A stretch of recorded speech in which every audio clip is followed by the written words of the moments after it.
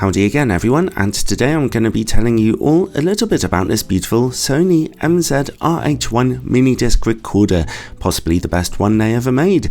It had a sister machine, the MZ-M200, which is the same except originally sold with a stereo microphone.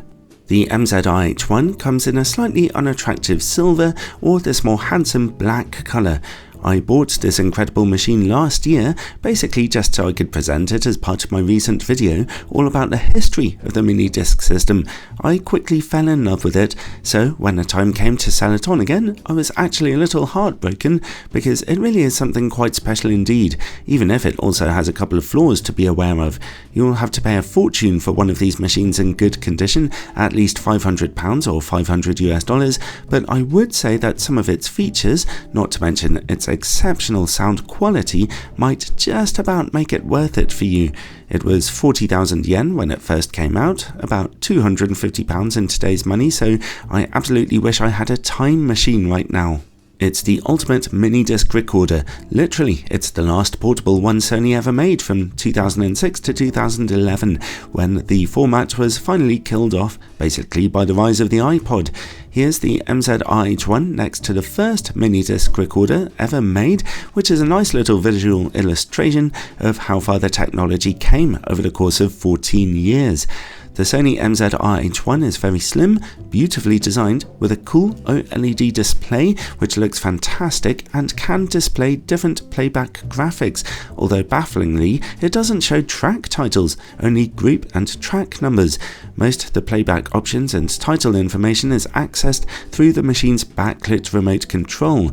The machine is made of metal with tightly engineered build quality. It's really slick.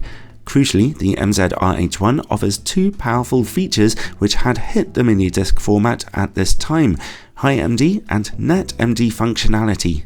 HiMD was a bit of a product relaunch that Sony performed in the face of the increasing popularity of MP3 players, and it allowed you to use mini-discs which held a gigabyte of data instead of the usual 140 megabytes. These high mini-discs could store nearly 8 hours of music at the best quality, or 34 or 45 hours in LP2 and LP4 modes respectively, which brought it in line with MP3 players of the time. In fact, this very HiMD recorder can record and play back MP3 files on its discs, or even lossless linear PCM recordings for lossless sound quality.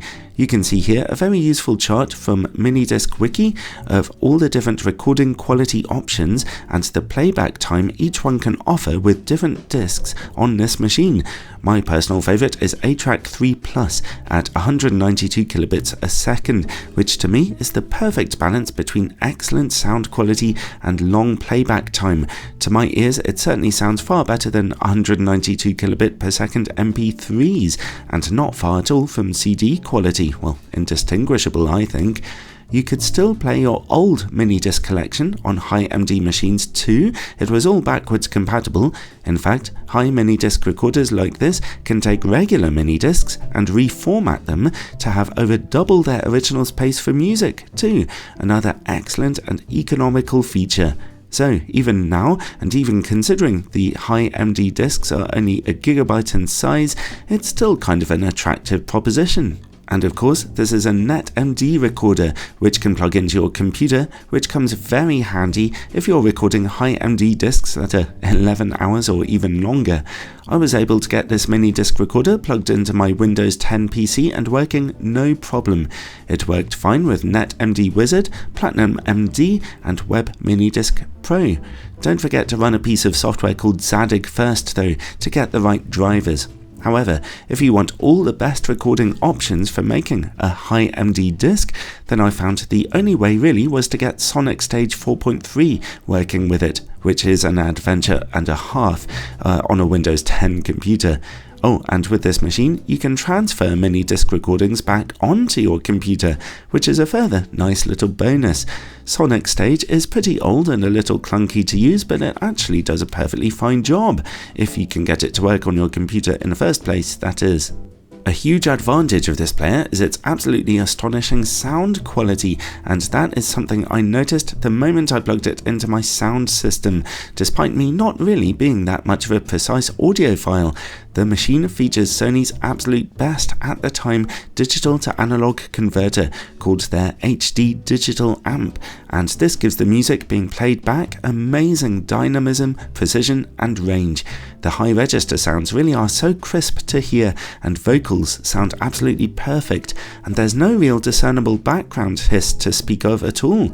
It also offers quite a loud output, a bit louder than my other mini disc players, which is helpful as well. I love the sound quality that this machine offers.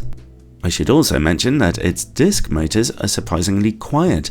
You can hear it wearing away as you change tracks or initially load up a disc, but the motors make very little noise during playback. The machine can be slightly slow to find the track you've selected and in loading up your disc though. Despite my original batteries being quite old, they still happily gave out over 10 hours of playback each. Considering how slim they are, that's actually pretty impressive. Back when batteries were brand new, they were supposed to power the machine for about 19 hours. This really is the best mini disc player Sony made, but it's got a number of flaws you'll have to come to terms with if you actually want to invest in one. Firstly, the controls and menu options on the player itself are very limited, leaving you to really need to use that light up remote for the quickest disc navigation. Secondly, the magnificent OLED screen on the machine tends to fade in brightness a lot over time, and as a result there are lots of these machines available on eBay with dead screens, forcing you to use the remote control quite a lot. It's not impossible to open up the players and replace those screens, but servicing this tiny thing without damaging it will be as challenging as finding a new screen in the first place. The screen is also prone to picking up scratches and scuffs. I once tried buffing them out with Bossa off this machine, and that was a massive mistake, as somehow some managed to leak in between the front and the OLED panels themselves, despite me taking huge amounts of caution. Opening up the recorder to clean that self-made mess was a nightmarish experience for me.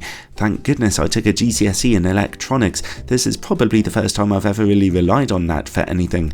And finally, the very thin LiP 4WM batteries are all pretty old now, and while my two still worked, there's no guarantee that others will, and it's only on rare occasions that Chinese companies make a limited run of replacement batteries, which means you could end up having serious power issues. Remember, the MZ-RH1 does not have an optional AA battery pack that you can use. The machine recharges via USB. Another thing to bear in mind is that if you want to use this player's HiMD functionality, then those 1GB HiMD discs are rare and expensive nowadays, costing at least about £40 or $40 each. And finally, as I mentioned before, the price. You'll have to spend at least £500 here in the UK to get hold of one of these machines now in properly working condition, and to get one in good condition, you'll have to spend even more, and that's with no guarantee of how long the machines will work for you for. If it breaks down, which is not impossible, then you'll have trouble finding someone willing to repair such a fiddly and unusual device for anything less than a king's ransom. I really can't justify owning one of these things. My mother would kill me if she knew I did. She'd chase me around the house with a broom or something, so I have to sell it. Pulling the trigger and buying the MZ-RH1 will be one of the craziest decisions you ever make, but it truly is an addictive little machine that sounds absolutely incredible, if you can cope with the limited lifespan of its lovely OLED screen, that is.